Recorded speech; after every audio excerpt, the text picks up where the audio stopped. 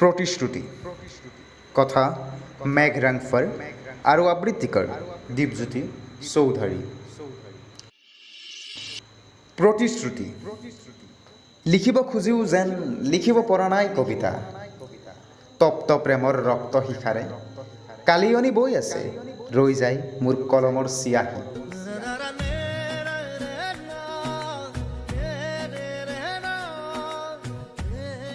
তোমাৰ অনুৰোধ ৰাখিব পৰা নাই, ক্ষমা কৰিবা। নকবা তুমি প্ৰেম হোৱা নাই বুলি। বহু প্ৰেমৰ বুলেটেৰে আঘাতপ্ৰাপ্ত এই কলিজা। বুজি পোৱা তুমি আবদ্ধ জীৱনৰ সপোন স্তব্ধ, যেন সৰি পৰা আপেলটো আধাতে ৰৈ গৈছে। মাধ্যকৰ্ষণ শক্তিৰ পৰাস্ত, বিশ্বাস কৰা মৰিচিকাৰ দৰেই হ'ল শব্দ, লিখিব পৰা নাই কবিতা। প্ৰেমিক মই প্ৰেমিকাৰ কথাৰে, চন্দনৰ নাই কোনো স্পন্দন।